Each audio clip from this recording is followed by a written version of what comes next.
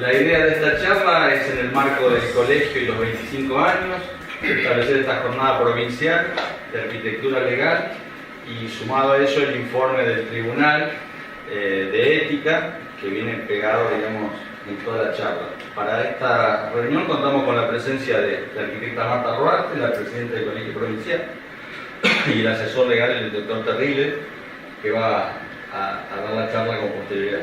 Lo que sí quería comentarles con respecto al porqué de estas jornadas, porque es la primera vez que armamos en el colegio una jornada donde trabajamos con el Tribunal de Ética. Nosotros siempre que hemos trabajado sobre los temas profesionales pusimos especial énfasis a todo lo que es los aspectos legales en el ejercicio profesional, porque indudablemente al crearse la ley de colegiación, los arquitectos en nuestro ejercicio profesional tenemos orden público, lo cual quiere decir también que es una profesión de riesgo. Tal es así que si ustedes se ponen a pensar, nosotros estamos sujetos a un montón de normativas que tenemos que cumplir, aunque se hemos trabajado mucho, inclusive para que los intendentes y los presidentes comunales exijan el cumplimiento de la ley, que es la firma del profesional. Esa firma que nosotros establecemos en nuestro trabajo nos lleva a una responsabilidad bastante importante, porque la normativa que nos rige nuestra profesión es no solo la normativa de una localidad, sino que es una normativa provincial, nacional, del Código Civil y del Tribunal de Ética. En el colegio, el Tribunal de Ética es un organismo independiente, donde hay un representante de cada distrito, o sea que hay 6 jueces de ética.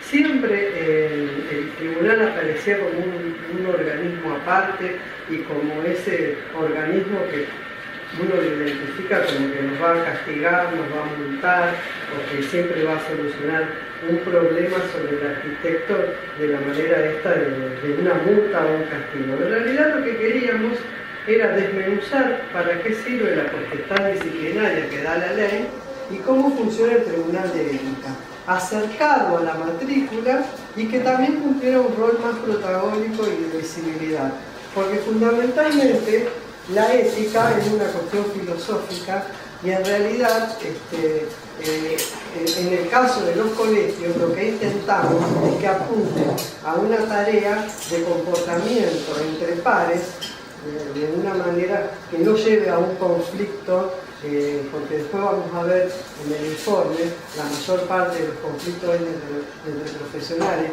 Queremos que en el tiempo que hacia adelante ese tipo de conflictos y de relaciones se resuelvan de otra manera, y también en la relación con la comunidad, la forma en que nosotros ejercemos con responsabilidad nuestra profesión. Entonces, la idea era que a través de un instituto que nosotros creamos a nivel provincial, uno de los temas principales era tomar todo lo que eran los aspectos legales. Por eso hoy nos acompaña nuestro asesor, el asesor de la hora cero, digo yo, porque es inclusive el que creó la ley, trabajó en la creación de la ley, que es el doctor Terrible, y bueno, en este caso tenemos a 2 jueces del tribunal. Para los que no saben, cambió el Código Civil. Hay un nuevo Código Civil desde agosto del 2015. Algunos arquitectos en Venado Tuerto me decían, yo sigo trabajando igual, no tenía idea que había cambiado el código. Cambió el Código Civil. Pero no fueron 4, 5, 6, 7, 10 artículos, no, cambió el Código Civil. Esto es relevante para ustedes y es relevante para nosotros. Yo estaba vinculado al Código Civil durante 40 años. Me hablaban de hecho jurídico, 896, acto jurídico, 944, onerosidad sobreviniente, 1198, contrato, 1137. No, ya no hay ninguna referencia a esos artículos porque es un Código Civil nuevo que tiene vigencia desde agosto del 2015. Tiene importancia para ustedes tremenda, tremenda. ¿Por qué? Porque aquel Código Civil que alguna vez Vélez Arfiel había escrito, lo escribió un código de 4.071 artículos donde solamente 2 hablaba de arquitectura. Ni siquiera de arquitectura, hablaba de ingeniería, hablaba de proyecto.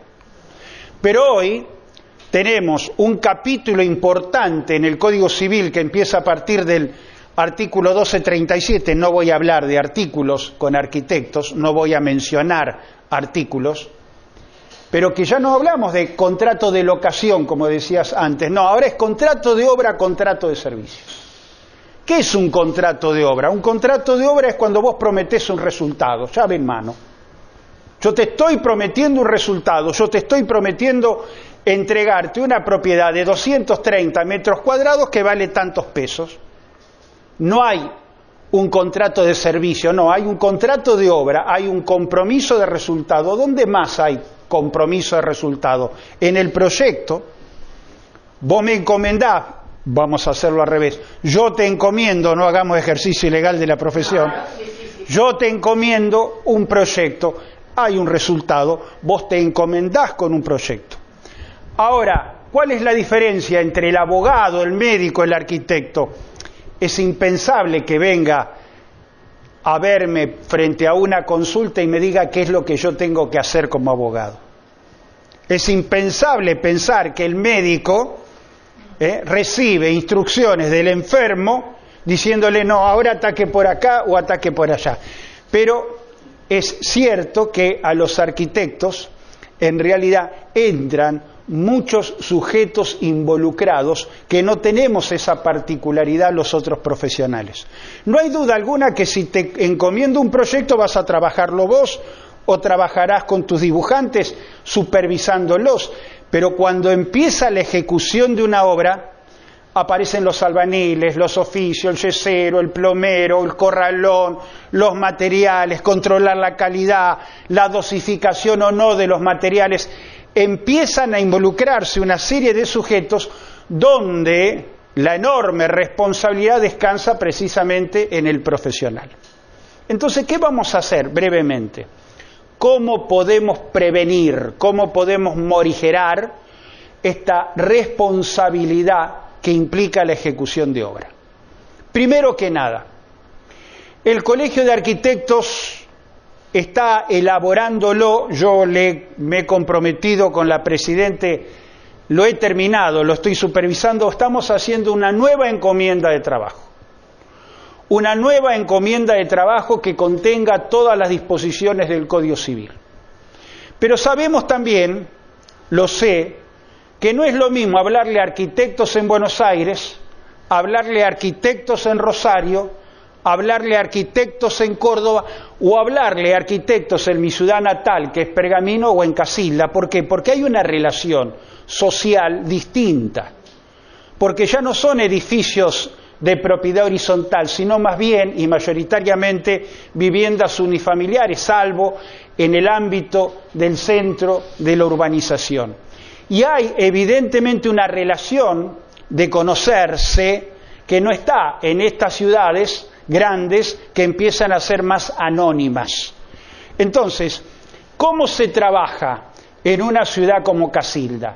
Primero que nada hay que tener en cuenta que el nuevo Código Civil nos invita, yo diría que más que una invitación es una imposición, a que no podemos trabajar en una encomienda si no tenemos un contrato. Antes la relación era informal. ¿Cómo pruebo, doctor, que hice el proyecto?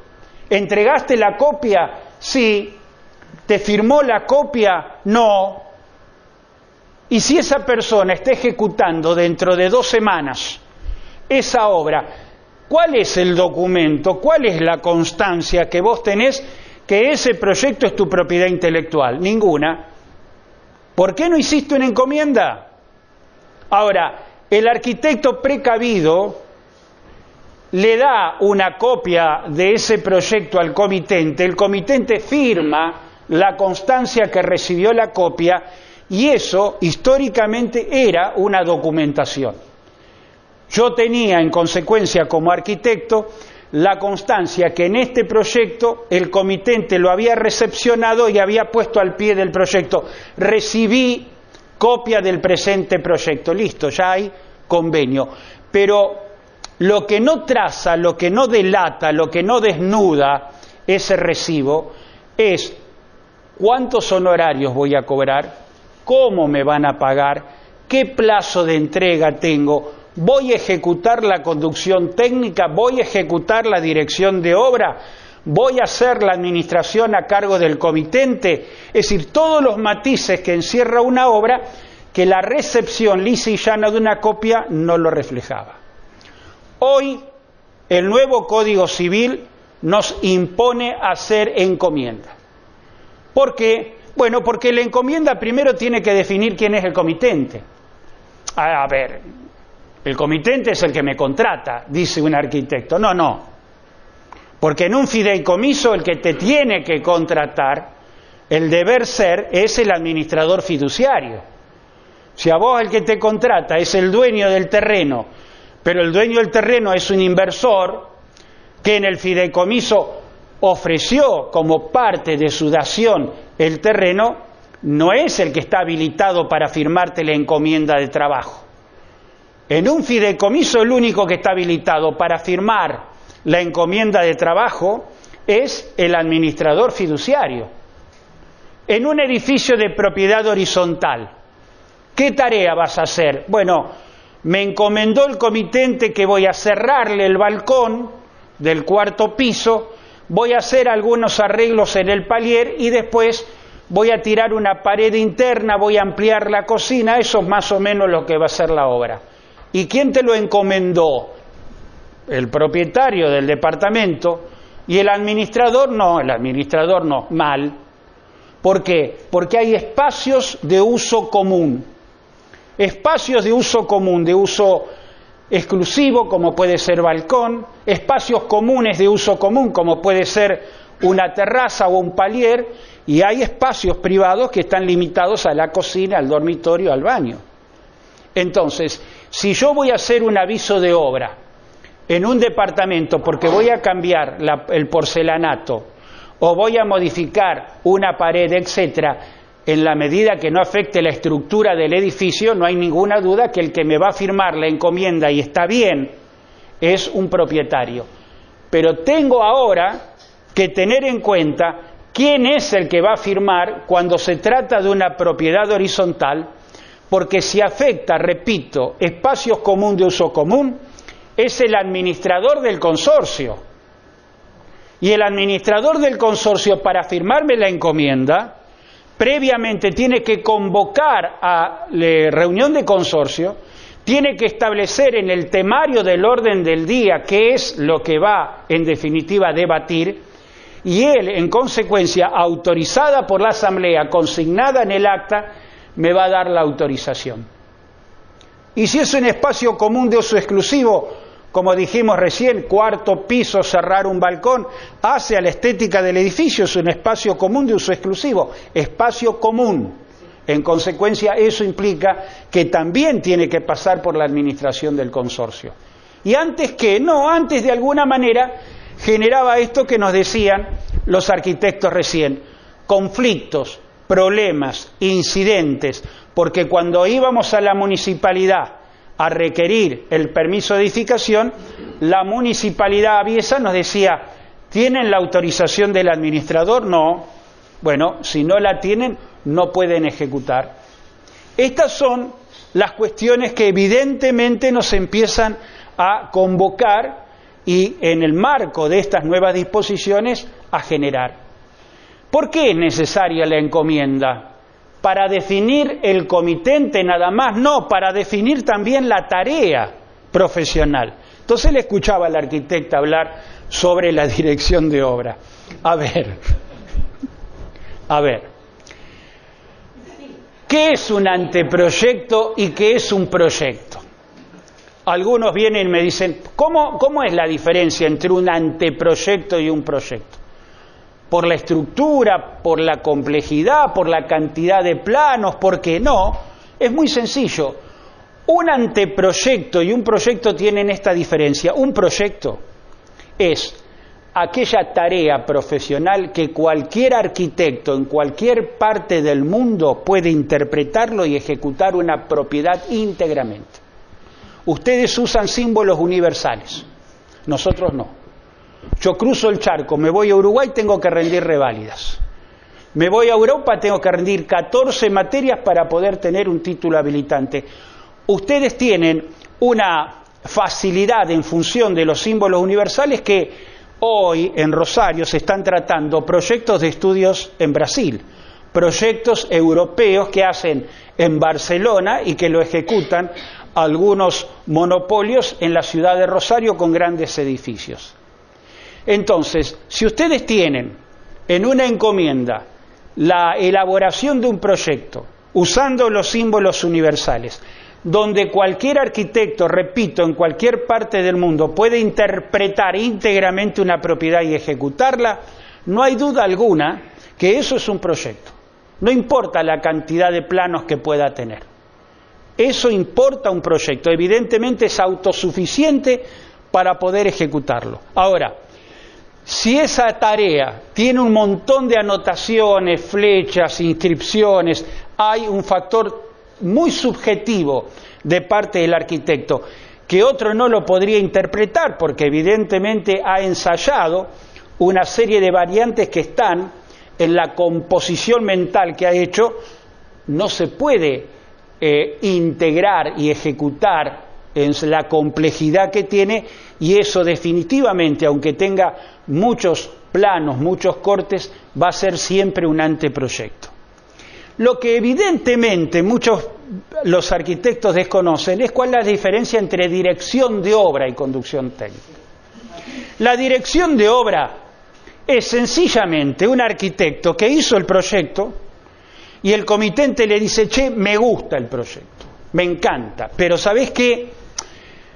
Me interesaría que este proyecto pudiera ser ejecutado tal cual está. No me gusta esto del plano conforme a obra, no me gusta que los albaniles o terceros o el constructor me lo desnaturalice. Yo lo digo siempre, Mario Roberto Álvarez, cuando tenía la relación, la negociación con el comitente Bolsa de Comercio de Rosario, él imponía, él exigía que si lo contrataban para el proyecto era proyecto y dirección de obra. ¿Por qué? Porque Mario Roberto Álvarez tenía y era muy celoso de la propiedad intelectual. Como imagino que deben ser los grandes arquitectos que tienen fama sobre valores consagrados, etcétera, que evidentemente dicen: no. Esta es mi obra intelectual, esta es mi creación, yo quiero en definitiva que se respete, en consecuencia, proyecto y dirección de obra. Entonces, el arquitecto, ¿qué va a hacer? Va a ir a la obra, no a decirle al albañil lo que tiene que hacer, no a corregirlo a un constructor o a un oficio, no, a supervisar al conductor técnico. Él no tiene que hablar con el albañil, está haciendo conducción de técnica, sino. Él no tiene que entrar a ver cómo dosifican el material. Él no tiene que darles órdenes al gasista o al plomero o al yesero o en definitiva al negro Olivera o al Corto Rodríguez. No, él tiene básicamente que hablar con el conductor técnico, con los planos, y de alguna manera guiarlo si el conductor técnico tiene algunas dudas. ¿Para qué? Para que no se altere, para que no se distorsione, para que no se tergiverse ese proyecto. Esa es la dirección de obra. Ahora ustedes me dirán: yo firmé de puño y letra en la encomienda que iba a ser director de obra. ¿Y quién es el conductor técnico? No, el Corto Rodríguez. El Corto Rodríguez. No, el Corto Rodríguez no puede ser conductor técnico porque no está habilitado, no es un profesional idóneo. Vos, para la ley, sos el conductor técnico, pero si yo firmé como como director de obra, no importa. Vos en los hechos estás actuando como conductor técnico, vos tenés toda la responsabilidad de la conducción técnica. ¿Y qué es esa responsabilidad? Vos sos responsable por los albañiles, por la supervisión, por la dosificación de los materiales, por el yesero, por la calidad de los materiales, por la ejecución de la obra, por todo. Pero si firme, sí, pero probablemente lo que evidentemente no hiciste fue nombrar un conductor técnico el comitente. ¿Cómo puedo hacer para morigerar esa responsabilidad? Eso lo vamos a ver enseguida. Vamos a ver cómo podés morigerar. ¿No la puedo eliminar? No, no la podés eliminar. Es decir, los arquitectos tienen que entender que hay que prevenir. ¿Por qué? Porque hay una responsabilidad que tenemos todos los profesionales. La diferencia, reitero, es que mi responsabilidad profesional, la responsabilidad por la mala praxis del médico, en cierta manera la asume el médico en su trabajo personal. Pero ustedes no la están asumiendo en su trabajo personal, se están haciendo cargo de la impericia o de la negligencia de personas que tienen a su cargo, aunque legalmente ustedes no la tengan a su cargo porque la contrató el propietario. Entonces, esta es la diferencia más notable que tuvo con Vélez Sarsfield y que tiene ahora, que sigue teniendo ahora. Aunque ahora, afortunadamente, hay algunas cuestiones que evidentemente juegan a favor de la arquitectura.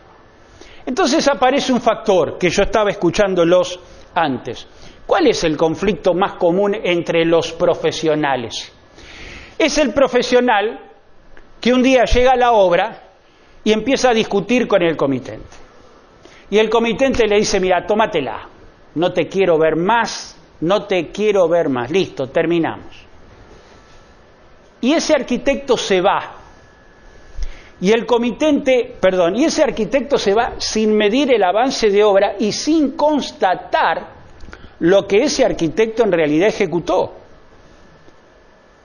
¿Qué avance de obra hiciste? Y habrá tenido un 40%. ¿Lo documentaste? No, tenía tanta bronca que me fui. Y si no lo documentaste, en consecuencia, el problema es que ese Corto Rodríguez y ese Negro Olivera entraron en la obra sin supervisión alguna, siguieron ejecutando el proyecto, el cartel de obra quedó. ¿No retiraste el cartel de obra? No, no lo retiré. En definitiva, el comitente, cuando terminó de ejecutar la obra, te llama a vos y te dice, hagamos el final de obra. Y él, que es totalmente ajeno a esta situación, le pregunta, pero decime una cosa, ¿quién ejecutó? Y el comitente, mentiroso, le dice, fue el Negro Olivera y el Corto Rodríguez. Y él, pensando que era efectivamente así, ¿qué va a hacer? Regularización de obra. Y cuando hace la regularización de obra y va al colegio de arquitectos, le dicen, no, acá hay aviso de obra nueva, acá actuó el arquitecto. Y ahí se genera un conflicto entre el arquitecto que dice, fíjate vos, era un amigo, mirá lo que me viene a hacer, y el otro arquitecto. Y estamos hablando de una regularización de obra. El tema es, cuando un arquitecto se va, no hace la constatación, no hace ningún acta notarial, no verifica su avance de obra, entra otro arquitecto en la obra, ve lo que hay, tampoco ese arquitecto hace lo que deben hacer todos, que es documentar el avance de obra que reciben. En consecuencia, termina la obra y aparece el factor. Che, ¿quién es responsable de las aberturas? Aquel. No. Yo cuando me fui de la obra, las aberturas no estaban. Pero vos le habías contratado al carpintero, sí, pero yo no supervisé cuando llegaron las aberturas a la obra. Y ahí empieza de nuevo el conflicto. ¿Cómo lo eliminan? ¿Cómo lo resuelven? Es muy fácil. Hay que documentar la obra. Y esto es lo que el nuevo Código Civil los obliga. Tienen que hacerse la idea que se terminó la informalidad. Se terminaron los recibos húsares. Hoy la DGI nos supervisa para ver si somos monotributistas o responsables inscriptos. Nos vinculan y de alguna manera nos supervisan los municipios y también el Colegio de Arquitectos en torno al reglamento de edificación. Es decir, que aparecemos en definitiva controlados por distintas alternativas que, si somos cautos y prevenimos, no vamos a tener ningún problema, pero no lo somos. Porque hay una cultura en la construcción, en la República Argentina, en todo el país, que es la informalidad. Es más, lo digo siempre, nos ponemos contentos, pero con una euforia despampanante cuando le abaratamos los costos al comitente. che, este ladrillo visto tiene mucha sal. Y me da la impresión que todo esa pared, con un ladrillo visto, más la madera que tiene un entorno muy lindo, con ese ladrillo no va a funcionar. Pero ¿sabés qué pasa?, te dice el comitente. No tengo presupuesto para pagar en ese horno que vos me decís que está ahí cerca de Funes. ¿Y qué hacemos? Y no, viejo, dice, metamos esto. Y meten un ladrillo que evidentemente no tiene calidad. A lo mejor el arquitecto se pone contento porque le abarató los costos al comitente sin asumir, sin percibir que estaba asumiendo precisamente toda la responsabilidad que le genera precisamente esa mala calidad del material. Entonces viene la consulta y te dice el arquitecto, pero si yo firmo con el comitente, vos firmás conmigo, y hacemos un convenio, y yo le digo que quise poner una determinada calidad en los baños, y el comitente dice que quiso poner otra calidad que no fue la que yo le aconsejé, y el comitente me desobliga absolutamente de toda responsabilidad porque firmamos el convenio y de puño y letra nos dijimos eso. ¿Vale entre nosotros? Sí. Ah, bueno, listo. Vale entre nosotros porque el contrato, dice el Código Civil, es ley para las partes. Bueno, listo, ya está, hago eso, bien. Ahora resulta que yo, que soy tu comitente, no lo compré para vivir, yo lo compré para invertir. Y se lo vendí al Señor. Y el Señor cuando viene, ¿a quién le va a hacer el juicio? A mí. A vos. No, a vos. Porque vos sos el profesional a cargo de la conducción técnica. Es decir, el convenio entre partes para sacarte la responsabilidad sirve entre profesional y comitente en tanto y en cuanto no aparezca un tercero que compró esa unidad o compró esa vivienda y en consecuencia frente a ese problema que se va a generar te va a ser responsable a vos. No, yo tengo un convenio, sí, el convenio vale con su comitente, pero yo compré esta propiedad y tengo, cuando compro esa propiedad, dos situaciones que supervisar: los vicios aparentes o redivitorios y los vicios ocultos. Entonces resulta que el comitente para vender la casa de alguna manera pintó todo ese ladrillo visto, de alguna manera vistió la propiedad y dentro de los 3 años empiezan a perfilar y delatarse los vicios ocultos y ahí aparece la responsabilidad. Entonces, el tema de la responsabilidad es un tema que se puede morigerar, pero no se puede de ninguna manera hacer desaparecer. ¿Cómo morigeramos la responsabilidad? Con una buena encomienda. Con una buena encomienda.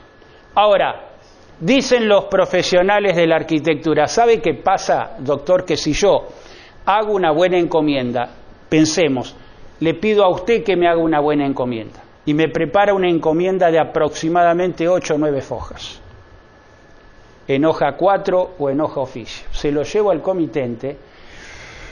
El comitente primero empieza con esas expresiones de ¿qué me trajiste? Esto tengo que firmar, lo mira, lo vuelve a mirar, me dice que lo va a consultar. Por eso ahora con el colegio lo que estamos haciendo es un formulario al estilo de las compañías de seguro, como si fuera una póliza, que se lo llevamos al profesional con todas las garantías. No estamos usando ni abusando ni utilizando el comitente, estamos señalando precisamente algunas cuestiones centrales que ahora le voy a enunciar, donde cuando se lo llevamos al comitente le decimos, che, firma acá, tenemos que presentar esto en el colegio, y él dice, ¿dónde firmo? Porque psicológicamente parece ser que el formulario impreso no tiene la misma importancia que un papel en hoja 4 o en hoja legal. ¿Y qué vamos a poner en esa encomienda, que es la que estamos elaborando? Bueno, por ejemplo, cosas tan tontas, pero que son tan importantes. Cuando el comitente viene y te dice, ¿cuánto tiempo tiene que venir el arquitecto a la obra? ¿Por qué? ¿Por qué viene 2 o 3 días? No viene nunca. Lo tengo que andar buscando, lo tengo que estar llamando, nunca viene a la obra. Lo llamo al arquitecto. ¿Cuántas veces vas a la obra? 2 o 3 veces a la semana. ¿Lo estableciste en el contrato? No. Entonces, una cosa tan simple como poner la conducción técnica la ejecutaré 3 veces a la semana, 3 horas por día. 2 veces a la semana, 4 horas por día. 5 veces a la semana, 2 horas por día. Tienen que determinar, tienen que precisar, tienen que determinar cuánto tiempo. Yo no lo tengo que hacer en un ejercicio profesional con un expediente. ¿Por qué? Porque me va a demandar en función de si tengo que contestar la demanda, ofrecer la prueba, hacerle al alegato, es decir, pasos procesales. Y quedo atado por ese código procesal si dejo pasar un plazo, si no contesto la demanda, si no ofrezco la prueba y pierdo el juicio. Pero en el caso de ustedes, en la conducción técnica, sencillamente lo que tienen que trazar, lo que tienen que determinar es con qué periodicidad van a hacer la conducción técnica. No voy a hacer la conducción técnica, voy a hacer la dirección de obra. ¿Con qué periodicidad la vas a hacer? Plantéalo también. Tenés que plantearlo. Estas son las cosas que evidentemente ustedes tienen que consagrar en una encomienda, es decir, definir estas cuestiones. Se paralizó la obra, estoy enseguida contigo. Se paralizó la obra. Vino el comitente y nos dijo, estoy mal.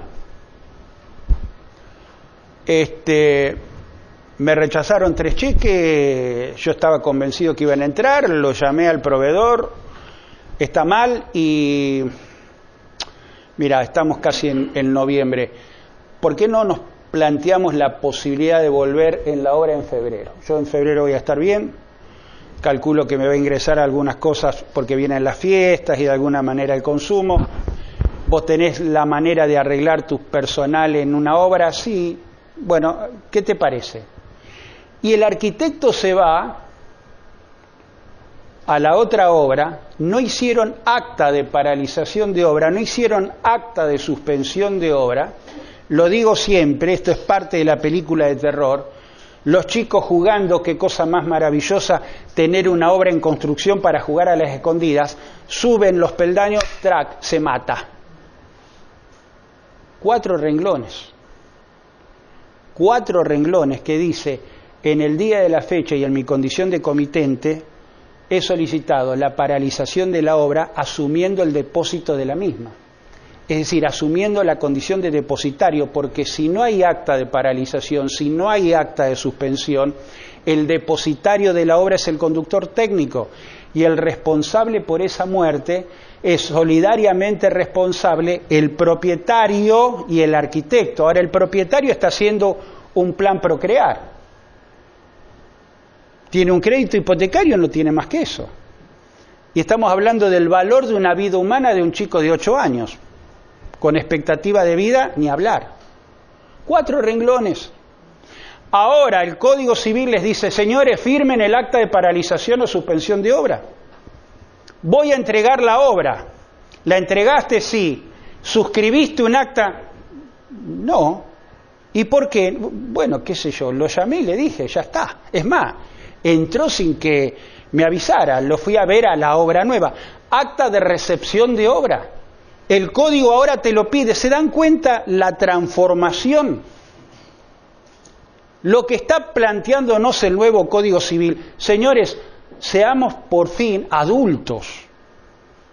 No sigamos con la informalidad, aunque vivamos en Casilda o en mi ciudad natal, Pergamino, que es lo que yo converso con vuestros colegas que son mis amigos. Terminen con la informalidad. La informalidad le ha llevado a todo este proceso que muy bien documentaban los miembros del Tribunal de Ética. Son todos conflictos que se empiezan a plantear frente a una informalidad creciente donde no documentan la obra. Venís vos a verme, yo preparo un legajo.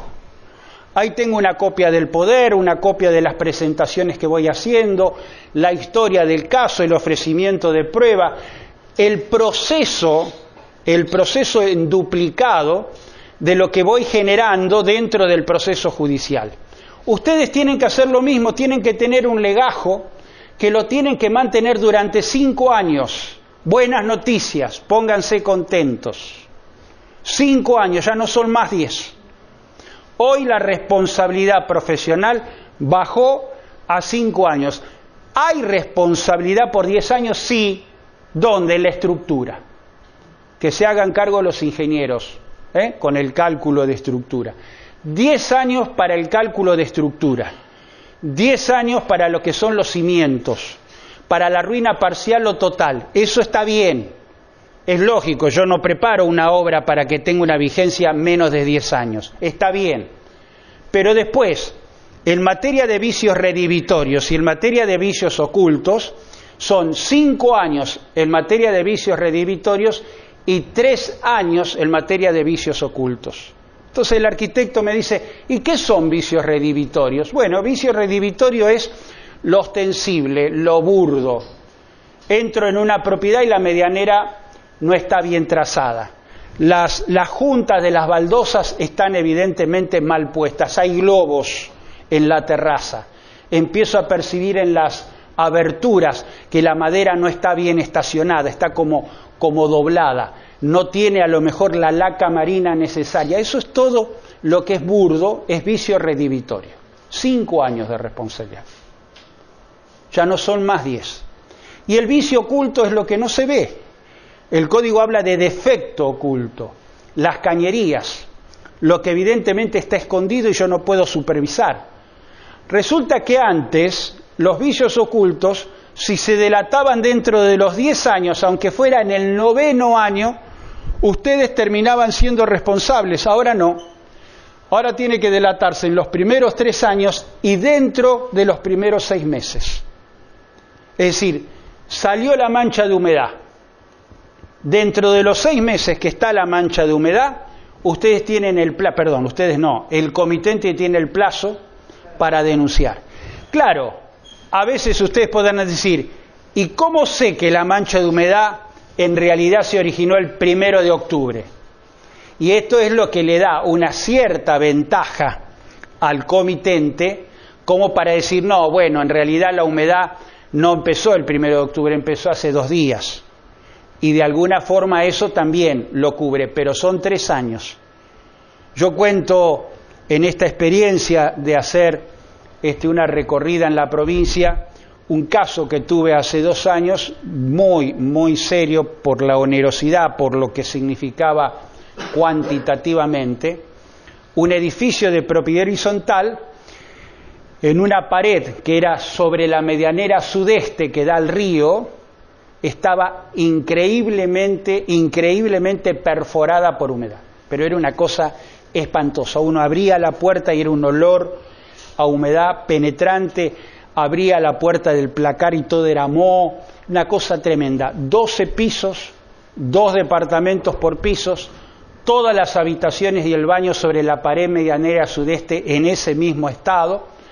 El administrador del consorcio, frente a un requerimiento que estaban haciendo los propietarios, le plantean, che, ¿qué hacemos? ¿Quién es el responsable? El responsable es el arquitecto Mengano de tal, que había asumido no solamente la condición de conductor técnico, sino también de constructor, porque ustedes toman ese 2 perfil, el alia comercial, que no tiene que ver con la profesión, y lo que es esencialmente la tarea profesional, que es la dirección de obra, la conducción técnica, la administración.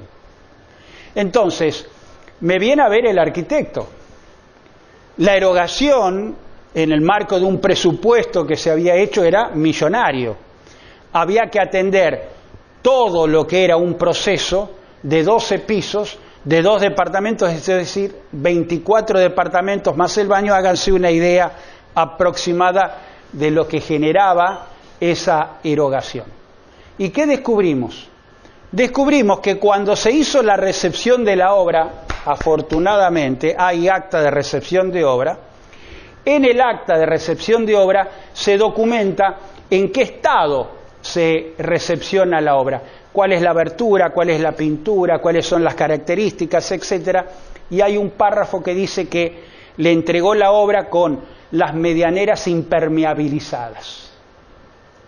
Es decir, que la impermeabilización, que dura discusión más, discusión menos, 2 años y medio, 3 años.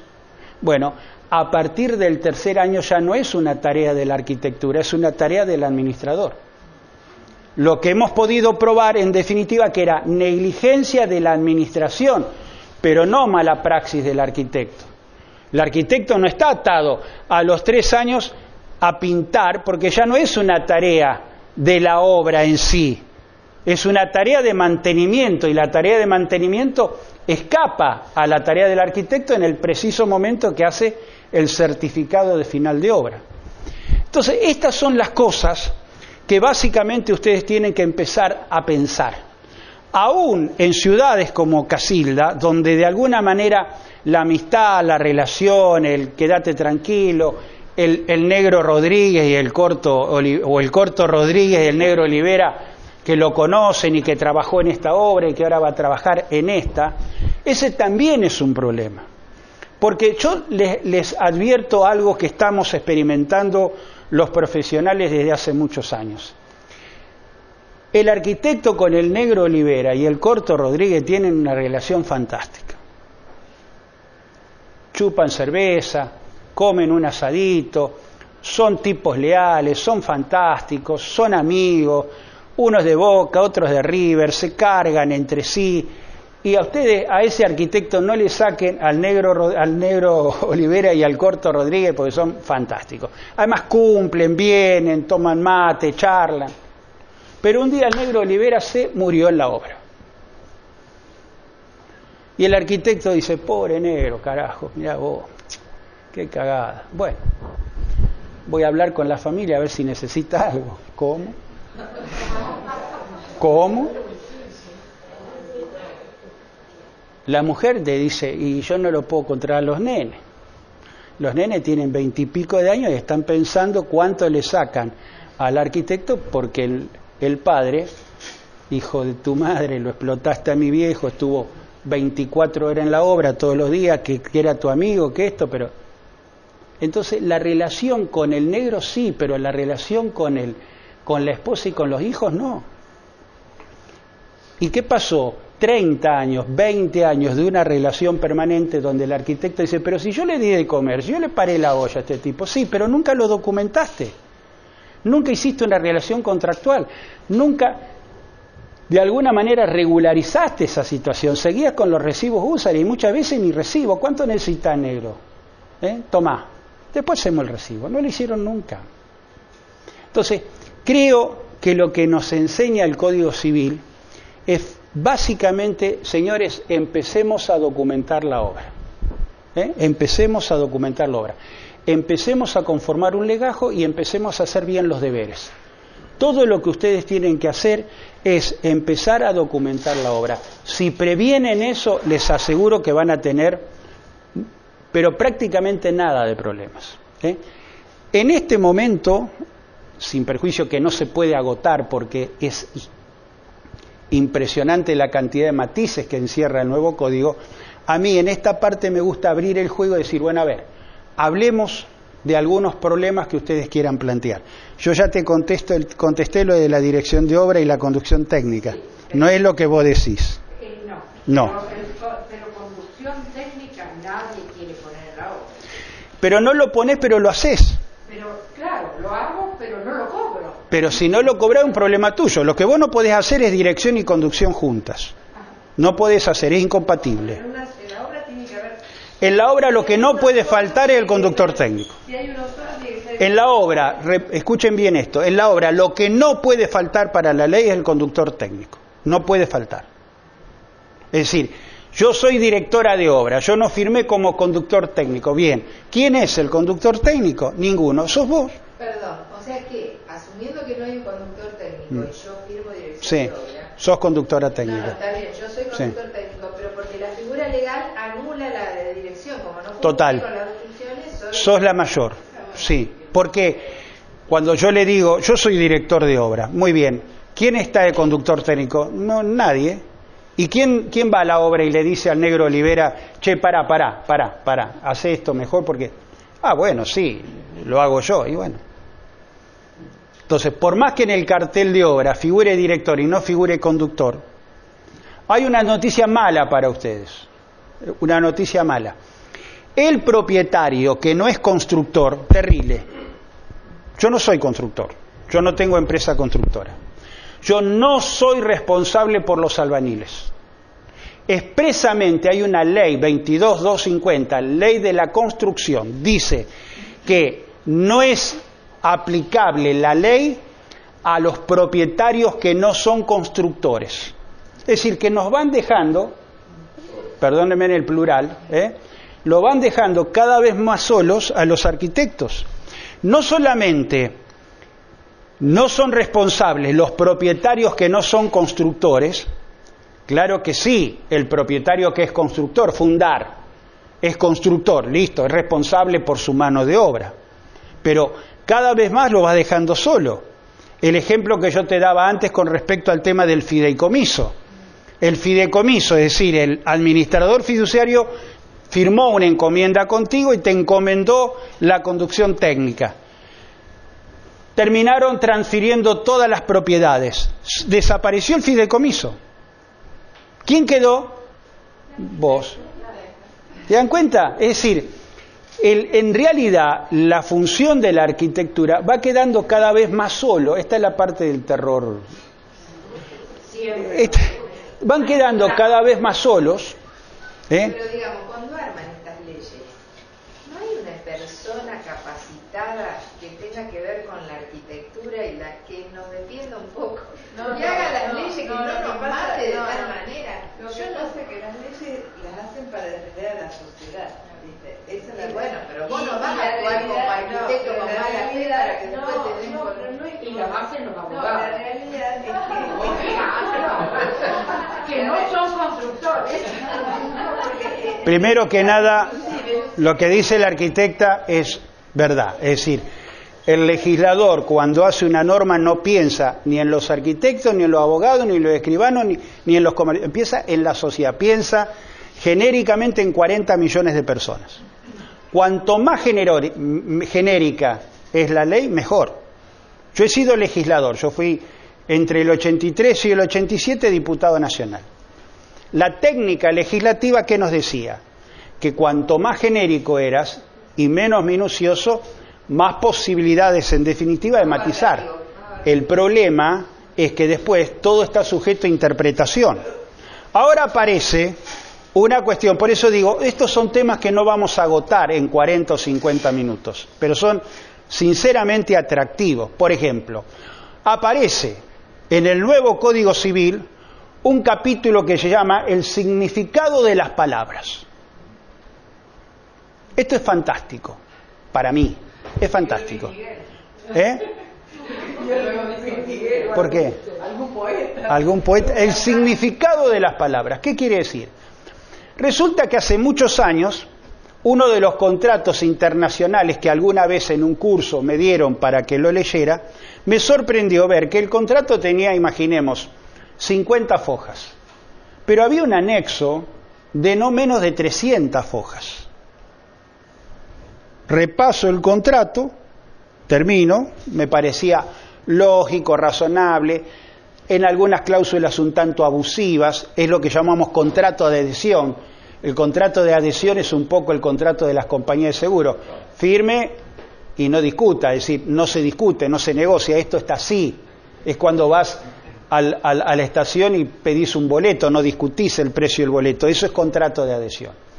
Pero empiezo a revisar estas 380 y pico de fojas, que era un anexo sobre el significado de las palabras. Y me pareció maravilloso. ¿Por qué? Porque dice, se lo voy a adaptar ahora a la jerga nuestra. Cuando digo director de obra, digo tal cosa. Cuando digo conductor técnico, quiero decir tal otra. Cuando digo oficio carpintero, digo tal cosa. Cuando se dan cuenta, es decir, va explicando todos los términos que se van usando en el contrato. Todos los términos que usan en la encomienda lo van definiendo en un anexo.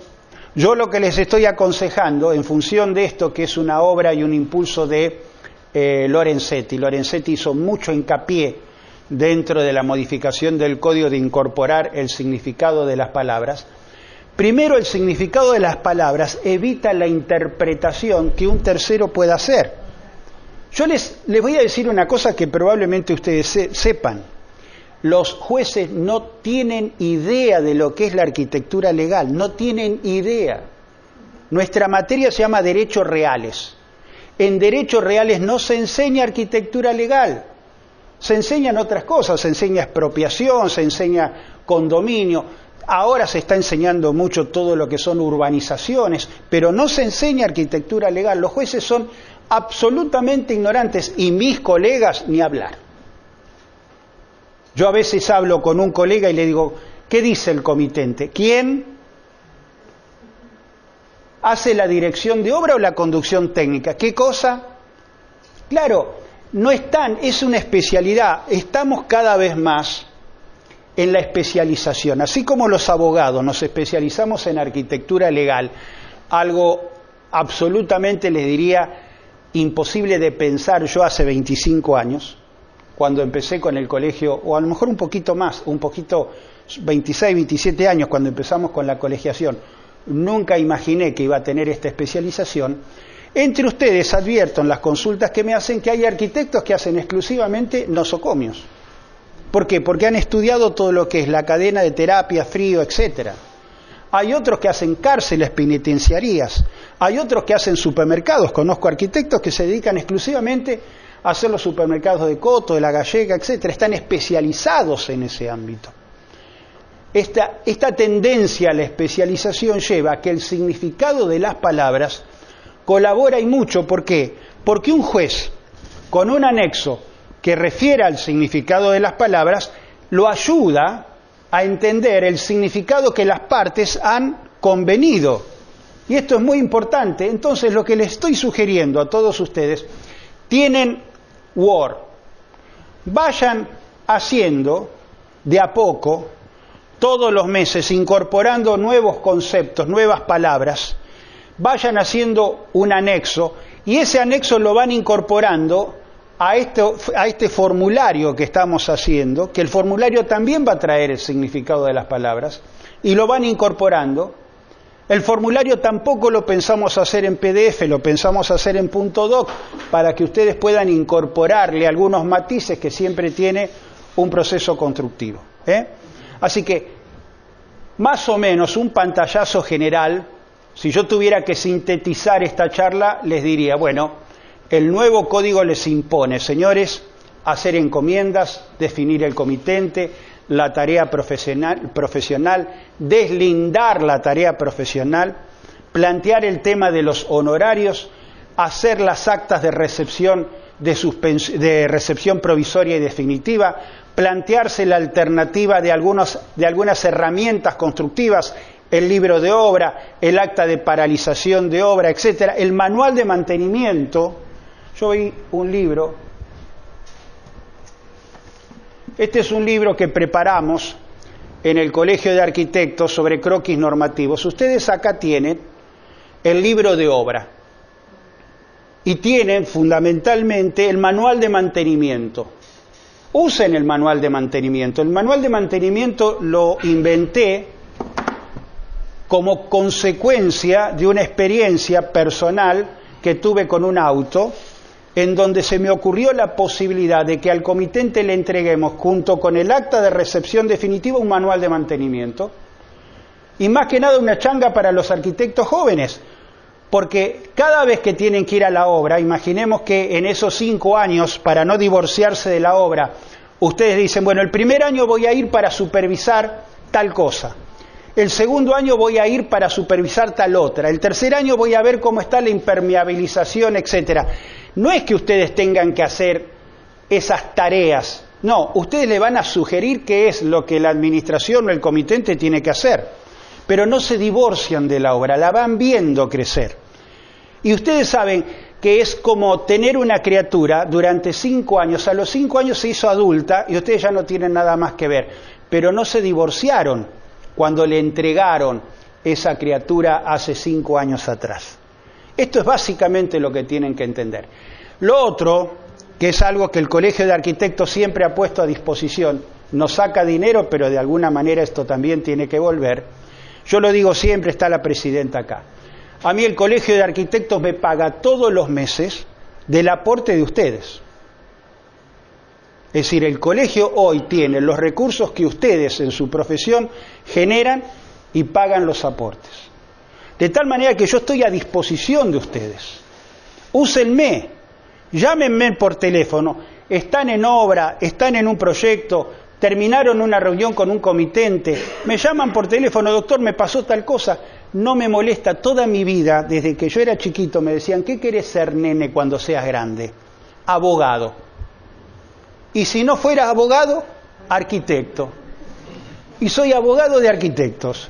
Y me encanta cuando me consultan, ¿por qué? Porque soy una persona que se siente provocado, me gusta tanto, tengo tanta vocación, no solamente por la docencia, sino por esto, que cuando a mí me plantean, y no me molesta que sea un sábado o un domingo, es decir, cuando el tema realmente provoca, no me llamen por una pavada. No por las medianeras, por ejemplo. No, sí, mirá, con esto termino. Le dije a Marta el otro día, vamos a tener que hacer una recorrida en la provincia porque todo el mundo está consultando sobre medianeras. Medianeras no cambió en un 30, un 40, cambió en un 100%. Hay 10 tipos de medianeras distintas en el Código Civil. Hay muros. Había dado vuelta hace mucho tiempo un escrito de una abogada arquitecta sobre medianería que creo que salió de acá del colegio, yo todavía lo tengo, pero debe estar caduco por lo que decís vos. Si es de anterior del 2015, ninguna duda. Hoy el tema de medianera es una consulta permanente en el estudio. Yo les aseguro que mensualmente de 10 consultas sobre temas generales de la construcción, 3 son de medianera. Lo vamos a hacer. Bueno, a ver, pregunta. Cuando vos dijiste, porque es un tema recurrente, por ahí es cierto, el comité me reprocha al arquitecto en no ir a la obra, por más que vos vayas. A ver, alumna. Vamos a hacer la palabra a la mujer, porque no. Dígame, ¿cómo era la consulta? No lo escuché. El tema es un tema recurrente, el de que por más que vos vayas todos los días, por ahí el reproche a los arquitectos de que no van a la obra. Sí. Vos decías, está bien, perfecto, vos en la nueva... En la encomienda lo definís. Decís, Definís la periodicidad. ¿Cómo certificás que vas a la obra? ¿Tenés que hacer un parte diario? Decir, En el libro de obra.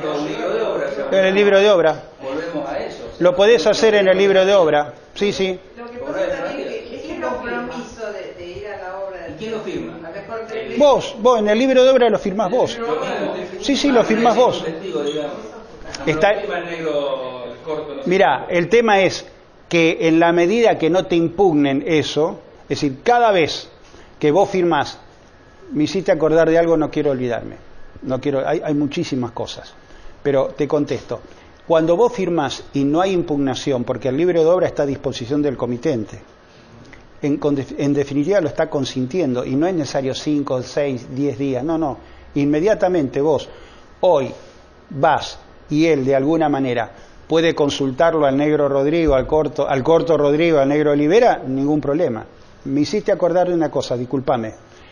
Hay un texto, ojo, esto es muy importante.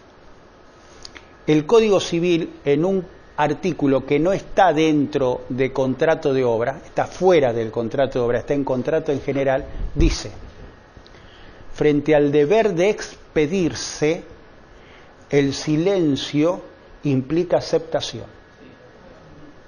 Cambió todo. Vos antes mandabas una carta documento y venía el arquitecto y dice, che, Richard, me dejaron esta carta documento, contestala, como diciendo, contestala cuando quieras. No. Frente al deber de expedirse, si vos no contestás la carta documento, la estás consintiendo. Ojo, porque la UOCRA está utilizando ese artículo. Te pide, ya no te dice, no te sugiere, sino que en definitiva te intima. Vos te intima y en definitiva, si no respondés a esa intimación, estás consintiendo. ¿Un plazo? No. El plazo, en realidad, si te da el plazo unilateralmente, bueno, fantástico. Si no te da el plazo, son 3 días. Entonces, el deber de expedirse. Cuando hay deber de expedirse, el silencio establecerá consentimiento o presumirá consentimiento. Y lo otro, ya estoy contigo, que me olvidaba y quería decirlo, yo no soy de los artículos porque los arquitectos no retienen los artículos como los abogados. Entonces, pero este artículo llama 1061, 1061, 1061. Dice así: cuando el arquitecto que está ejecutando la obra es despedido de la obra por decisión unilateral del comitente sin causa, manda la carta documento y dice, queda rescindida la encomienda profesional, el 1061 dice que el arquitecto tiene derecho a cobrar los honorarios pendientes, todos los honorarios que estableció en la encomienda, más el lucro cesante, es decir, más un plus en función de la expectativa de obra. Yo, en los últimos 6 meses, tengo 10 causas promovidas por colegas de ustedes planteando el 1061. Eso es algo que no advirtieron muchos abogados de comitentes, que aparece este planteo. Ahora, si invoca causa porque no van a la obra, porque hay mala praxis, etcétera, ya es un tema un tanto gris. Pero recuerden siempre, si ustedes tienen una discusión, como consecuencia de la discusión, el comitente viene y dice, queda rescindida la encomienda, retire el cartel de obra, no lo quiero ver más en la obra, no lo arregla pagándote o diciendo, a ver, ¿cuál es el avance de obra? El 20%, toma, no. Tiene que pagar toda la obra más un plus en función de la expectativa. No me quería olvidar de eso, señorita. No, estábamos hablando de necesidad de obra. Sí. Yo lo que hago es sacar fotos. Está bien. La foto, pero claro, el tema es que vos sacás la foto con el celular y después, como son fotos tuyas y las fotos se hackean o hay Photoshop, entonces vos tenés que documentarlas de alguna manera. Bueno, para eso está el gesto. Cuando subí al gesto a tu expediente, invariablemente va a quedar ahí está, claro. Eso salió en una charla anterior. Eso es muy bueno. Hay un concepto equivocado y los profesionales dicen, no me piden más el contrato. Es mentira. Cuando uno tramita el gesto, apretando un botoncito que dice aceptar, está diciendo el profesional, como declaración jurada, que tiene en su poder el contrato. Ergo, nadie lo tiene. Apretamos, clic, y le metemos para adelante. O sea que ninguno tiene esa observación en cuenta. Yo atendí un caso que era el de un colega que lo actuó Wokra y Eric, todo el asunto del ministerio. A él lo detectan en la obra con la obligación de tener que denunciar quién es el constructor y quiénes son el personal declarado. Le responsabilizan a él del pago de las contribuciones de la multa, sí. Y me dice, ¿cómo me documento yo que yo hago proyecto y dirección? Anda a buscar tu contrato. Vos en el botoncito pusiste que lo tenías. Bueno, él agarró, inventó un contrato, le puso fecha vieja, y bueno, cuando fue el abogado del ministerio, le dice, mira, esto no tiene fecha cierta, porque no fue timbrado en ningún lado. ¿Qué mejor que agarrar el contrato y subirlo al gesto? Claro, eso está el gesto. Claro. En el gesto puede usarlo virtualmente, como todas las nubes, para poner la foto de la obra, para poner el contrato, para poner cualquier cosa, y es un valor documental que puede ser probatorio porque el sistema tiene un servidor, tiene fecha, hora, minuto y segundo en que lo subí. Excelente aporte.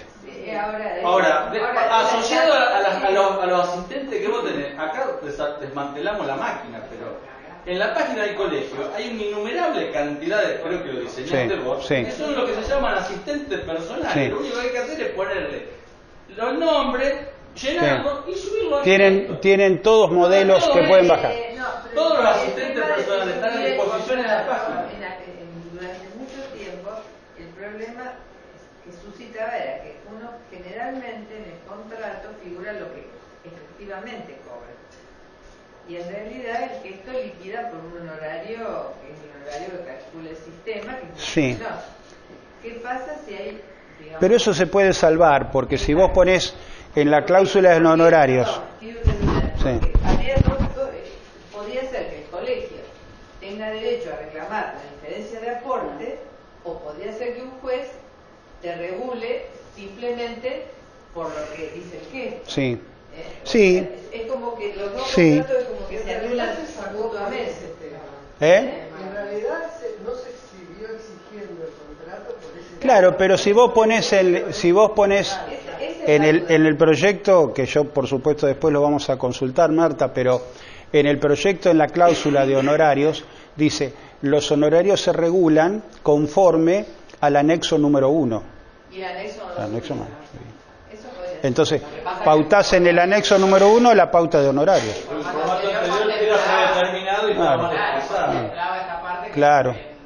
Claro. Pero en ese caso, claro, uno sube todo lo que No significa estamos la desobligados. relación. Nosotros decimos No. que lo tenemos al contrario. Claro. Hoy Sí, claro. estamos diciendo que lo No, pero eso de las fotos, de ponerla... O sea, subiríamos lo que significa la relación bilateral. Claro. Y diríamos, bueno, el anexo está y el anexo lo Seguro, observamos. seguro, Porque seguro. si no, Sí. hay un problema, El porque sistema es un reservorio. el colegio no puede El sistema de hacerse gesto es un reservorio individual que es, digamos, aparte de las medidas de seguridad, lo que tiene es que es inviolable. Tiene un código, tiene una clave, es como si fuera una cuenta Sí. bancaria. O sea, No, es un subir las cosas a la nube. Un excelente o al aporte. espacio, era el objetivo del sistema. Arquitecta. Los actuales 5 años de los que hablo Sí. y eso, quería que nos comente a partir cuál es la fecha cierta a partir de la cual se cuentan. Bueno, la fecha cierta. La fecha cierta puede ser varias fechas ciertas. Puede ser el certificado de final de obra, es fecha cierta. Puede ser el acta de recepción definitiva, también fecha cierta. Se tenía entendido que era a partir del final de obra. No. La responsabilidad del arquitecto comienza a partir del momento en que el comitente recibe la obra.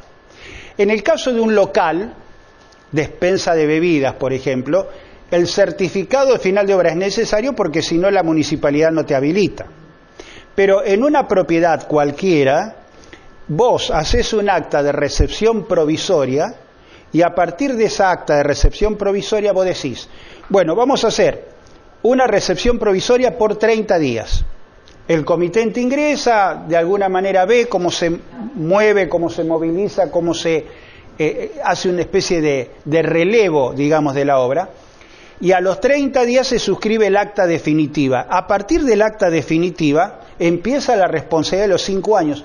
Algunos me dicen, ¿y por qué? Bueno, porque muchas veces, el comitente nos dice, arquitecta, mire, usted me dijo que necesitaba los aportes para el final de obra. Bueno, me va a tener que esperar un poco. Y resulta que se dilató 6, 8, 10 meses hasta que vino con los aportes y entonces está el sello de aportes definitivo y el final de obra. En 5 años, regalar un año es mucho. Entonces, en 3 años, vicio oculto, regalar un año es mucho. Entonces, acta de recepción. Acostúmbrense, son 20 renglones, será un acta de recepción, 4, 5, 6 renglones, está el modelo, lo tienen que bajar. Eso es firmado por el comitente y lo que tiene validez. Nada más, tu comitente, si es el administrador de un edificio, si es el administrador fiduciario, si es el propietario, recepciona la obra y en consecuencia, mira, el otro día damos el ejemplo a donde fue, creo en San Lorenzo. Teníamos el problema de alguien que dijo, che, entró en la obra, está bien, fue una cuestión medio de compromiso, entró en la obra y le dije, che, pero vamos a tener que hacer una constancia como que entraste en la obra. Y ahora está muy pancho en la obra y no me quiere firmar absolutamente nada, no me trae los aportes para que haga el final de obra y el tipo hace como 8 meses que está ahí y no, es una cara de piedra total. Con las elecciones de las PASO descubrimos que había hecho en el padrón electoral el cambio de domicilio. Lo agarramos yendo a la escuela, nos fijamos en el apellido y apareció con el cambio de domicilio hecho donde está habitándolo, listo, ya está documentado. Ya sabemos que está ahí. ¿A partir de cuándo entonces? A partir del momento que él fue hizo el cambio de domicilio, ya está. Ya lo tenés documentado. Inclusive con el avance de obra en la página del colegio, donde están todos los documentos, ahí está la planilla de avance de obra que se puede ir completando y está asociada a un montón de otros documentos. Y esa uno la puede bajar y completar, o sea que... No, sí, hay elementos. No necesitamos ni siquiera armar una. Otra cosa de las encomiendas, proceso de solución de conflicto. Hoy tenemos mediación y arbitraje. Pongan en el convenio, va a estar en el formulario, cualquier conflicto, cualquier litigio entre comitente y arquitecto, entre conductor y técnico, entre oficio y comitente, etcétera, lo van a resolver a través del proceso de mediación. Es un proceso, la mediación, donde un amigable componedor lo junta, no es árbitro. Yo les voy a decir brevemente la diferencia entre arbitraje y mediación. El mediador acerca al arquitecto y acerca al comitente, facilita la comunicación entre ellos. Si no logra que se acerquen, facilita la comunicación. Si no logra la mediación, se termina. No puede dictar una especie de sentencia el mediador.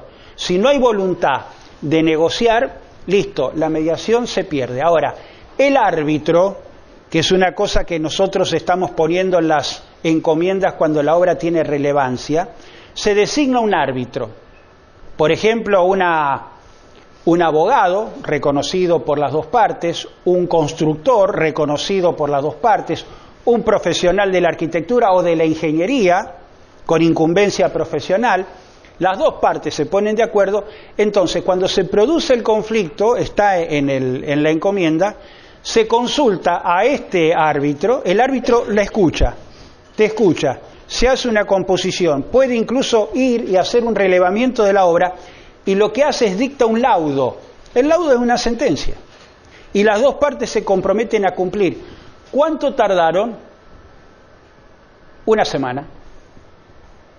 En cambio, un proceso judicial frente a un conflicto cualquiera no tarda menos de 3 años. Con todo lo que puede significarle a ustedes si están en función de constructor o en función de arquitectos, porque nuestro código procesal habilita el embargo preventivo. Yo puedo iniciar una demanda y embargar preventivamente para asegurarme que cuando termine el juicio mi cliente va a cobrar. ¿Y cómo lo usamos? ¿Y cómo lo usamos? Ahora, en los juicios laborales han mermado un poco las decisiones de los jueces, porque a veces los jueces antes, que facilitaban la cuestión de los albañiles o los obreros de la UOCRA, embargaban las cuentas corrientes. Y eso era una presión incontenible, porque a veces tenías que pagar sueldos al personal y un solo te trababa embargo. Bueno, ahora no, los embargos a cuentas corrientes son sobre sentencia firme, ya cuando se terminó. Pero te embarga una chata, te embarga una máquina. Entonces eso es en función justamente de poner mecanismos de resolución de conflictos, arbitraje o mediación. Una pregunta. Adelante. Yo tengo una hoja tipo, sí, que mando al cliente con el honorario, con lo que incluye y lo que no incluye, está lo de la visita de obra. Sí. ¿Tiene validez la fecha del mail? Pues yo se lo mando en un PDF por mail, o se lo tengo que hacer firmar sí o sí, digamos. Buenísima pregunta. ¿Ves que no se agotan las cosas? Un mail no sirve como prueba. No sirve. 10 mail, 8 mail, 12 mail, que de alguna manera comprueben un proceso, sirven ahora como prueba. El nuevo Código Civil, los WhatsApp todavía no. Pero los mail, fíjense, en todas las tareas preliminares, muy buena pregunta, me das pie para esto. En las tareas preliminares, que normalmente ¿cómo se dan hoy día? Se mandan croquis preliminares al comitente, el comitente dice, mirá, me gustaría así, pienso en tal cosa. Empieza un intercambio epistolar a través de mails, juntan 10, 12. Yo lo que les aconsejo, les sugiero a todos, yo soy una persona de estar online permanentemente con los mails, es que cuando respondan guarden todos los antecedentes, es decir, copien los antecedentes al pie del mail, ¿me entienden? No borren, es decir, vayan sobreescribiendo para que vayan quedando la tira de todos los antecedentes. Entonces, tareas preliminares, que antes venía el arquitecto y dice, pero escúchame, estuve trabajando 4 meses, me hizo hacer no menos de 5 anteproyectos. Y ahora resulta que pasé el otro día por la esquina acá a 2 cuadras y lo veo al negro Rodríguez, al negro Olivera, a Corto Rodríguez haciendo la obra. Y es mi proyecto. Eso que es tareas preliminares, que antes, el único elemento que teníamos, como él dice, es el gesto o la posibilidad de presentarlo en el colegio de arquitectos al proyecto porque preserva la propiedad intelectual del mismo. Claro, el tema es que ahora te da la posibilidad de demostrar que en esas tareas preliminares todo lo que vos acompañaste, los mails tienen. Ahora, vos me decís, tengo un mail. No, porque en definitiva yo le mando un mail a Paladini diciéndole el proyecto de una de las plantas y después le salgo... Claro. Bueno, muchísimas gracias a todos.